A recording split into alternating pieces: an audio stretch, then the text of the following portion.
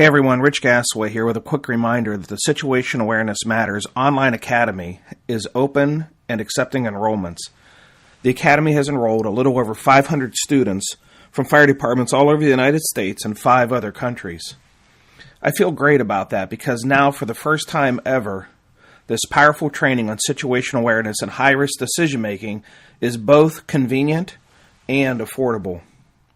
I love the high energy and amazing interaction during the live events, and that is without a doubt the single most impactful way of getting your members this training. The live events are highly interactive, and the participants become part of the teaching process as I use adult facilitated learning techniques to draw on the participants' lived experiences. And it works. The feedback's amazing. Participants send me emails all the time, and they light up my social media feeds with feedback and sharing what they've learned in the programs. There's no doubt it's exciting to learn things that can save your life. And the immediately actionable best practices are cutting edge and unlike anything you'll learn elsewhere. How do I know that? Because I'm sharing the original discoveries of my PhD research on how to improve first responder situational awareness and high-risk decision-making. And that's what the Academy shares too. Only you get to do this on your own time at your own computer. The Academy doesn't hold anything back. It would take me 3 days of live events to teach you what you'll learn in the Academy. So if you want to take your understanding of how to develop and maintain situational awareness to a higher level, check out the SA Matters Online Academy by visiting samatters.com and clicking the green button on the right side of the homepage labeled Online Academy.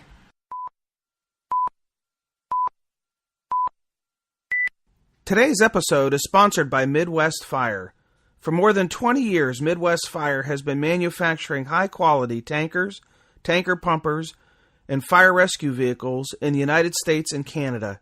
Keeping firefighters safe while enhancing their capabilities is what they do best. To learn more, go to MidwestFire.com. Hello, and welcome to episode 147 of the Situation Awareness Matters radio show. I'm your host, Rich Gasaway. The purpose of this show is to improve situational awareness and decision-making for individuals and teams who work in high-risk, high-consequence environments. The SA Matters mission is simple: to help you see the bad things coming and time to avoid bad outcomes. I'm excited. We are on the cusp of 2 major milestones here at the SA Matters radio podcast studio. First, we're closing in on 200,000 downloads of the podcast show. Whew, 200,000. That's huge. When I launched this show back in 2014, I wondered if anyone would want to subscribe and even listen to my show. I guess that question's been answered, as we approach nearly 10,000 downloads every month now. Wow. I just can't believe that number. Crazy. The second milestone is coming up in episode 156. What's so special about episode 156? That episode marks the 3-year anniversary of the podcast, as an episode has been released every Tuesday without fail for 3 consecutive years. A lot of podcasters suffer from something called pod fade. They get an inspiration to launch a show, do a few episodes, maybe even 30 or 40 episodes over the course of a year or so, and then they fade away. They lose their interest, or they move on to their next shiny object or a new topic that they want to teach. That's not me. I'm here for the long run. And for so long as I'm able, I will share this message. A message of hope and inspiration for first responders to improve their safety and survival. And for me, there is nothing that I would rather be doing than speaking and sharing this message. And speaking of sharing the message, I'm coming to you today from Corpus Christi, Texas, where I'm in town to deliver 2 programs for the Texas Association of Fire Educators Conference.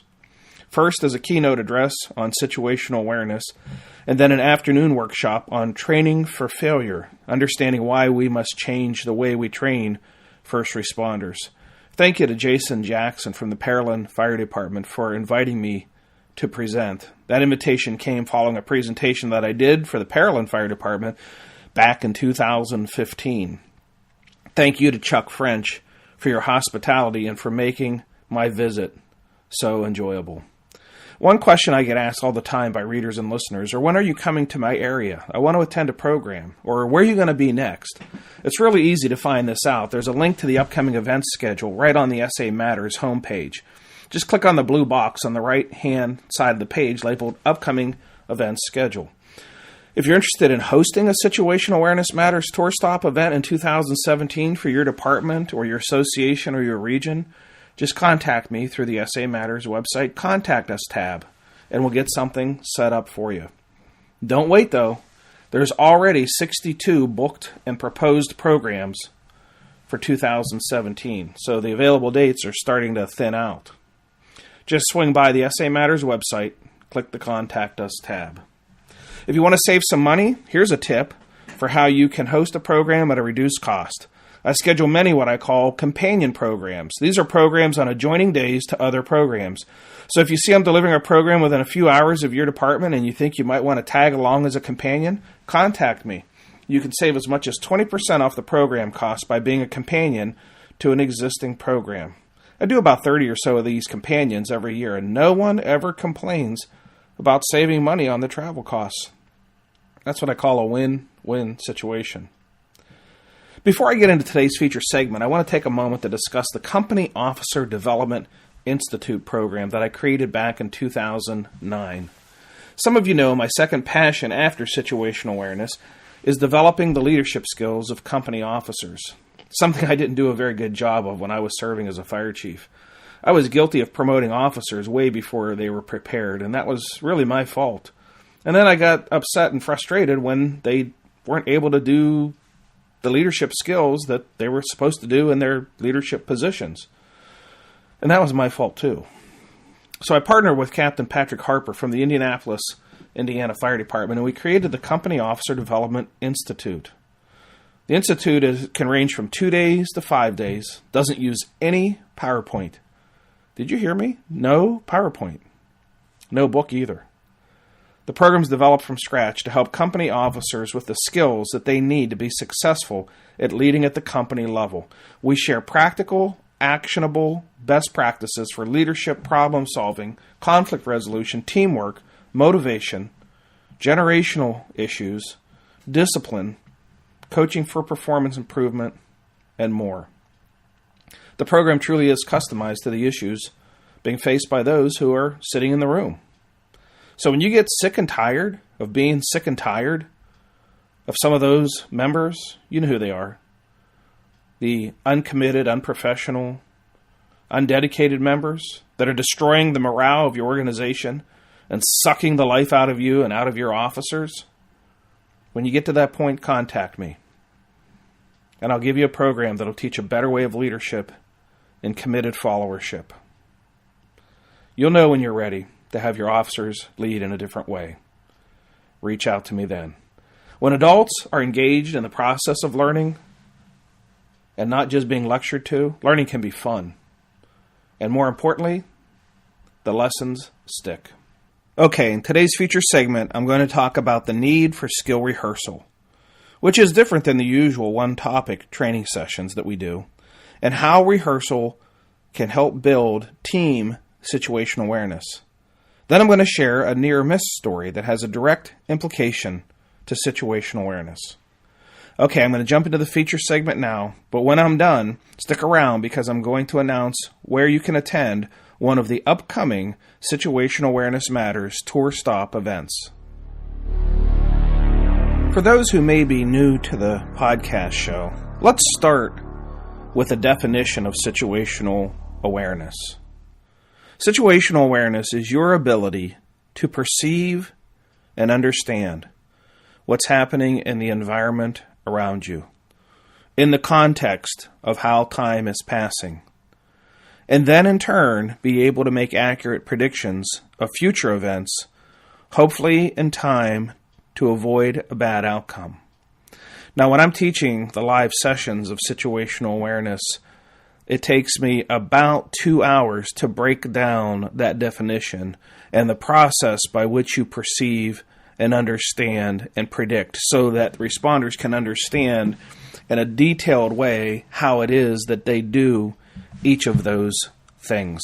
You can swing back to earlier episodes when I talk about the definition or why situational awareness is important and get that information. I don't want to rehash that in this particular episode. But one of the things that I do want to talk about are the 3 types of situational awareness that responders develop. Most responders, when they think of situational awareness, they think of the incident scene or incident-wide situational awareness. But there are actually 2 other types of situational awareness that responders would develop. The first is individual situational awareness, a person's own self-awareness, self-reflection, self-assessment of their knowledge, skills, ability, fitness, stamina, and all things that make that person capable or not capable of performing the tasks at hand. The second type of awareness is team situational awareness, and that is each individual's awareness of everyone else on their team. The team members' knowledge, skills, abilities, fitness, phobias, stamina, and all the things that we need to know about our team members to help us to know whether our team is ready and capable of performing the task at hand. And then the third one, the one most commonly thought of when people think about and talk about situational awareness, is the incident-wide or broad spectrum situational awareness, the awareness of the things that are happening around you, the smoke conditions, fire conditions, weather, wind, water supply, all the things that are the broader incident scene factors. When we're doing our training, we are training to develop skills in individual topics, and sometimes we do that in training individuals, and sometimes we do it as companies or as crews.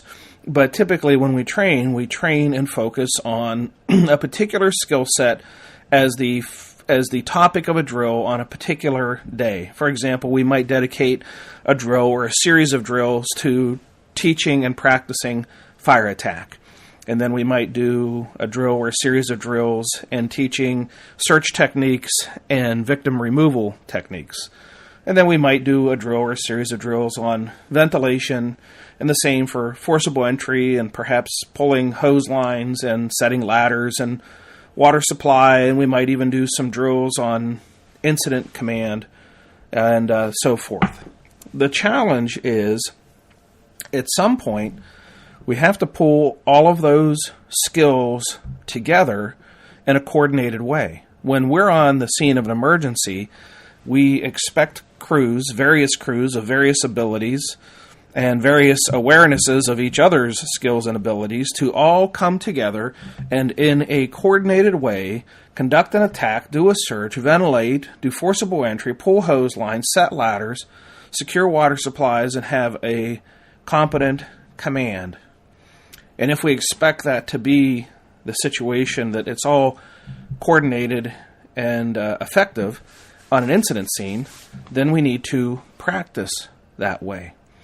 Just like football teams have a scrimmage, they may practice individual plays and run plays, as a pass play or a run play, or try new things and defense working independently on the field, offense running independent plays on the field. At some point, the team comes together and does a scrimmage, full dress scrimmage with both offense and defense, and runs the game beginning to end.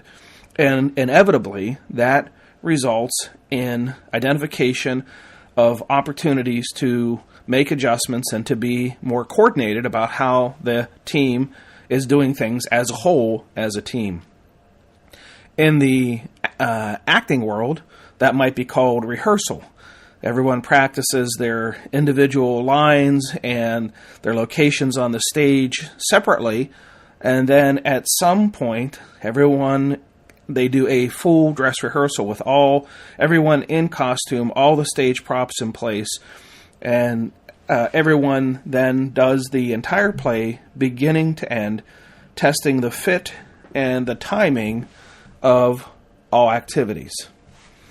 And the practice in the presence of others performing their skills then shows opportunities for compatibility or competing task performance.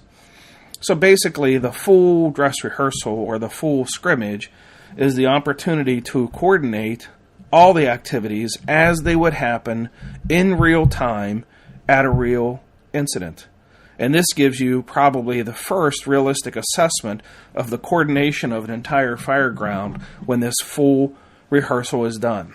And this would include the timed arrivals of crews, not bringing 4, 5, 6 crews together on a training ground and say, okay, engine, you do engine work, truck, you do truck work, so on, all simultaneously, but rather to coordinate the timed arrival of crews in a realistic way, so that if the interior crew is inside asking for ventilation, in reality, the crew that's going to do the ventilation may not be present yet. And those are the kind of things that need to be practiced and rehearsed and coordinated. What would the engine crew do if the truck crew was delayed in their arrival? Hopefully they would take some action or be guided to take some action, which might include pulling out, or if they ran out of water because the water supply was not secured yet, practicing what they would do under those circumstances. And also, this would include the timed arrival of an incident commander. Also often when I'm teaching the Training for Failure program, and I ask firefighting crews who are at burn buildings, when it's time to go in, I ask them, who makes the decision for you to make the entry into the building to attack the fire? And very often the answer is, one, the instructor, which is problematic because then the crew is not having the opportunity to learn the process of decision making, or they might say, well, the incident commander told us to make the entry. And if you think about it, on occasion, an incident commander may arrive ahead of the first arriving crew, but oftentimes the first arriving crew gets there ahead of the incident commander. And if in practice we are practicing crews being told to make the entry on the order of the incident commander, then those crews are missing the opportunity to learn the process of how to do the size up and the decision-making process for go and no-go decision-making, which is also something that I teach in the Training for Failure program, is teaching responders the process of how to make high-risk, high-consequence, time-compressed decisions with changing conditions, because if the incident commander is not on the scene yet, the crew has to know how to make those decisions. And then also practice the process of passing command. So when I'm talking about the full rehearsal or the full scrimmage, what I'm saying is it's okay to do the initial training in silos or separately. Train on how to do attack on one drill, then another drill train on search, and another drill train on vent, and that's all okay. But at some point, all of those skill sets need to come together at one time and then practiced in a coordinated way to see where the opportunities are to fix the inevitable issues that are going to arise when you have 10 or 15 or 20 people arriving at varying times with varying information and varying objectives, having to all be coordinated and practiced together. So what my advice to you is to take your siloed training in all the various topics and bring the teams together, including command level officers, and practice the skill set of an evolution or varying evolutions with varying circumstances, with all crews having to arrive on varied schedules, 2 minutes, 4 minutes, 6 minutes apart, whatever it would be realistically in your operational world, and practice their coordination and integration toward the completion of an activity.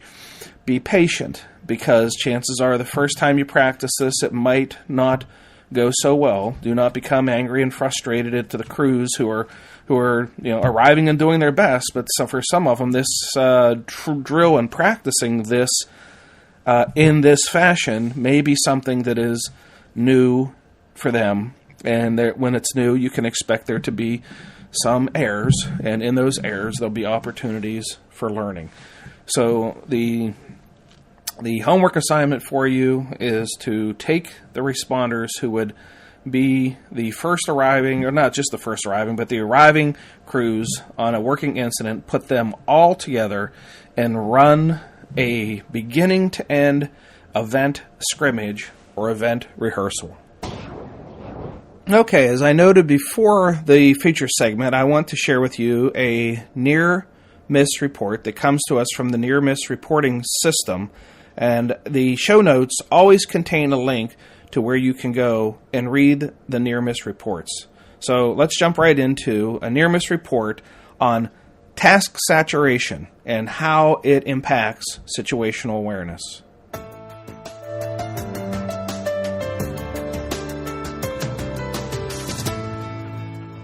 Battling a structure fire is not a casual endeavor, especially when the fire appears to have the upper hand. It requires intense mental concentration and often extreme physical exertion. Sometimes concentration on accomplishing a specific task on the fire ground can impede our ability to react to deteriorating conditions. This is called task saturation, and it can have deadly consequences, and that is the subject of the near-miss report for this particular week. Now, I do want to make a little side note before I get into this, because as I teach this, I would not call what they're calling task saturation as task saturation. I would have called that task fixation. And from my research in neuroscience, I would say that task saturation is a barrier to situational awareness, but it isn't the hyper focus on a activity as it is described here. So I just want to make that little side note, but nonetheless, it is still a very important lesson. So let's get into the event descriptions. Firefighters responded to a large single-family structure reported by the neighbor as having fire coming from the rear of the house. The first arriving engine company reported heavy fire visible from both the Bravo and Charlie sides, and the engine was taking the driveway. The fire had obviously been burning for some time, since so much of the structure was involved. After initial knockdown, the alpha side of the home was laddered to try to hit the hotspots on what was left of Division 2 through the Division 2 windows. Mention was made to be cautious of the fascia and the soffit of the heavily damaged roof when they began their ground ladder operation. The firefighter was operating an 1 3/4 hand line from the ladder approximately 12 feet off the ground and had locked in using a traditional leg lock. Good progress was being made when a loud crack was heard and people began to yell. A large piece of the soffit had fallen, striking the firefighter on the ground ladder, nearly pulling him off. The firefighter healed the ladder. Also, the firefighter who was healing the ladder was also struck with the falling debris. Luckily, no injuries were sustained from the collapse. The takeaways. One of the most common factors that contribute to near misses and therefore accidents and injuries is the loss of situational awareness. I would say it's not a loss of situational awareness, but barriers that lead to the erosion of situational awareness. Just, again, a little side note. I'm not trying to correct the person who made this report, but it's very important for me, for the listeners, to have the accurate perspective of neuroscience and situational awareness. So where needed, I will make those notations. Reading onward from the report, it's a topic of concern for every organization, especially the aviation industry, military, and emergency services. Understanding exactly what's happening around us and reacting correctly is essential to success in any endeavor, and no more so than when personal safety is at stake. The submitter in this week's report had a narrow escape from injury while working under a weakened structure. The hazard had been noticed and shared among at least some firefighters on the scene, but the objective of extinguishing the fire was obviously in the forefront of the operation. Now, I want to pause here and say that focus on the objective is something that I teach called mission myopia. And again, without getting into the lessons of mission myopia, I would make a clear delineation in my classes between task saturation, which is their point, task fixation, which is my point, and mission myopia, which was the point that was just made in this particular portion of this report. If the crew members involved had not been wearing proper PPE and observing their basic ladder safety, locking into the ladder and heeling, the situation could have turned much worse. A little luck didn't hurt either. As the reporter submitted, stating the lessons learned section, I was very lucky that myself or the lieutenant heeling the ladder were not injured. Indeed, they were lucky. A mere few inches of me leaning further backward and the falling debris would have struck me directly on the helmet, more than likely causing substantial injuries. Then they go on in the discussion section and ask, can you think of instances where you've lost your situational awareness at an emergency scene, and what was the outcome? So I would say that the question would be identifying instances where situational awareness was impacted at incident scenes, and what was the contributing factors to that impact on situational awareness, and then you could discuss the outcome. What are some of the obstacles in maintaining good situational awareness? I don't call them obstacles, I call them barriers. I've uncovered over 100 of these barriers to situational awareness. They're all clearly discussed in the SA Matters website and the over 400 articles and in many of the previous podcast episodes here as well. Then they go on to say, in your opinion, what is the best way to avoid task saturation? Again, that's something that I don't necessarily think is the problem here. Task saturation is when you're saturated with too many simultaneous and competing tasks, and that's not exactly what they describe. But if you want to learn more about task saturation, you can visit the website. Put that in the search box, and I'll share with you more about that. And then the final question that they pose is, who's responsible for maintaining situational awareness in your department? And I sure hope that answer is every member. And then they go on to say the leading practices, and they quote Yogi Berra. Yogi Berra may have captured the essence of good situational awareness when he said you can observe a lot by watching. I'm not sure what to say to that. All I can say is there's a lot more to situational awareness than just paying attention. And for anybody who's been in my programs, you'll know that it is a lot more complex than just observing or paying attention. It's the beginning of situational awareness, that's for sure, but there are two more component parts beyond paying attention or just watching. They go on to say the problem is when working on fire scene working on the scene of a fire, vehicle accidents, hazmat spill, or other emergency, we can't just stand around watching. We have to do things. The more we're involved in accomplishing tasks, the less watching we can do. Okay, well, that's the lesson shared by the Firefighter Near-Miss Report of the Week. If you've had a near-miss event and you would like to be interviewed on this podcast show and share your lessons learned with others, contact me by visiting the SA Matters website and clicking on the Contact Us link on the top of the homepage. Think about it for a moment. The lessons learned from your near misses could actually save the life of another first responder. And if you want to share your experience with me, just reach out and contact me. Okay, as I always do, I want to take a moment to thank the departments and organizations that have hosted some of our recent Situational Awareness Matters tour stop events. I do this to show my appreciation to those organizations who put forth the effort to organize, advertise, and fund great training experiences for their members and others in their region. Your efforts to bring this valuable and powerful training on situational awareness and high-risk decision-making to your members and others in your region are greatly appreciated. Recent Situational Awareness Matters tour stops included the St. Paul Fire Department in Minnesota and the Racine County Fire Chiefs Association in Wisconsin. And where I am now, the Texas Association of Fire Educators Conference in Corpus Christi, Texas. And by the time this episode airs, I will have also completed the keynote address for the Kansas Incident Management Team Conference in Salina, Kansas.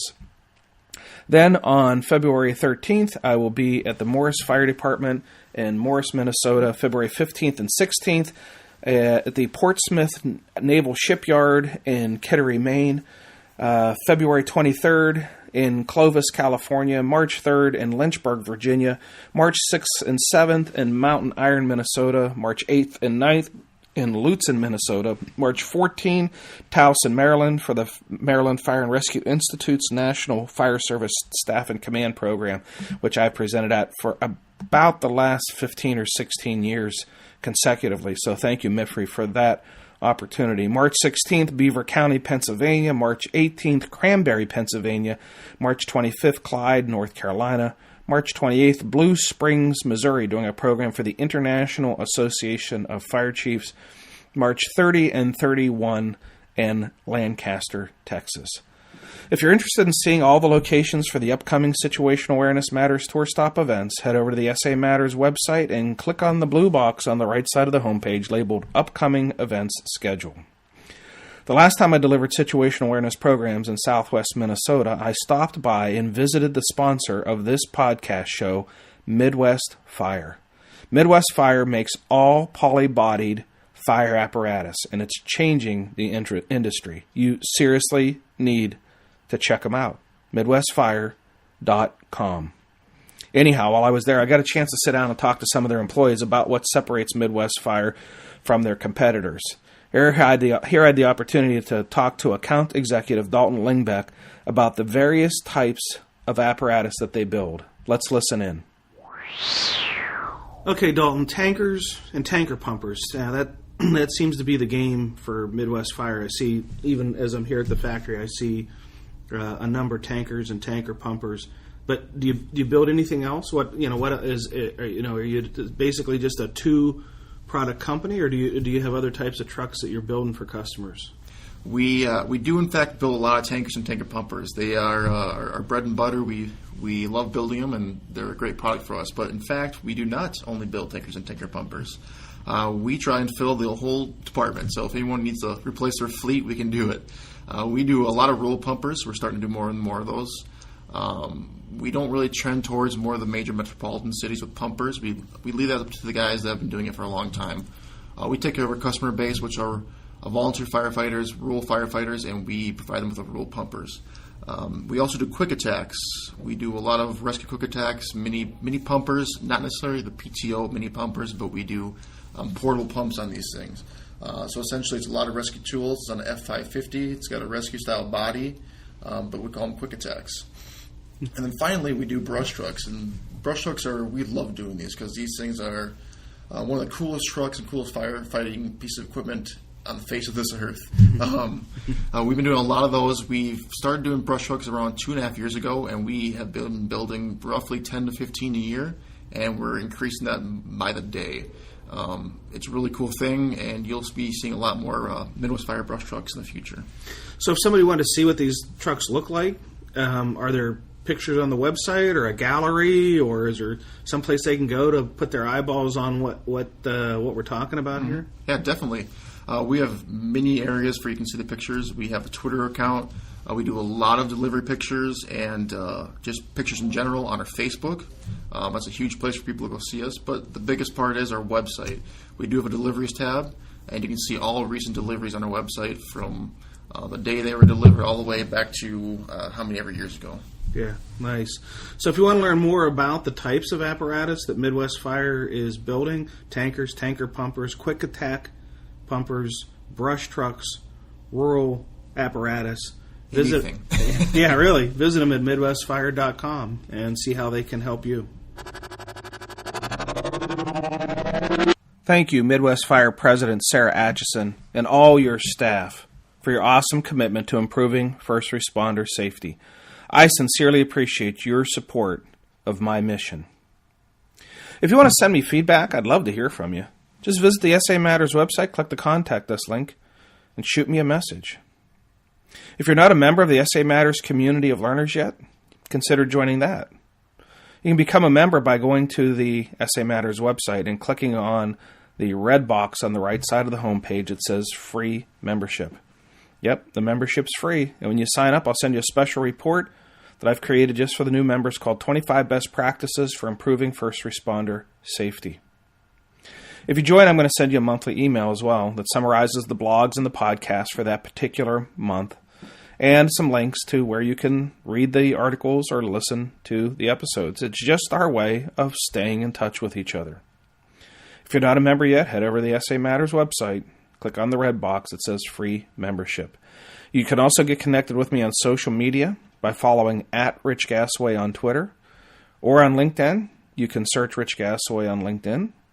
You can watch my videos on my YouTube video channel. That's SA Matters TV on YouTube. On Facebook, you can like the SA Matters page and follow me on Facebook. Why so many platforms? I have a blog, a podcast, Twitter, Facebook, LinkedIn, YouTube, online academy, live events, books, videos, because I know that not every first responder consumes their content in all the same way on all the same platforms. So I'm trying to reach you on whatever platform you prefer most. Well, that's it. Episode 147 is complete. Thank you to our podcast sponsor, Midwest Fire. Thank you to all of our live event hosts. Thank you to our more than 500 online academy students. And thank you, our listeners, for sharing some of your valuable time with me today. I sincerely appreciate your support of the SA Matters mission. Be safe out there, and may the peace of the Lord and strong situational awareness be with you always.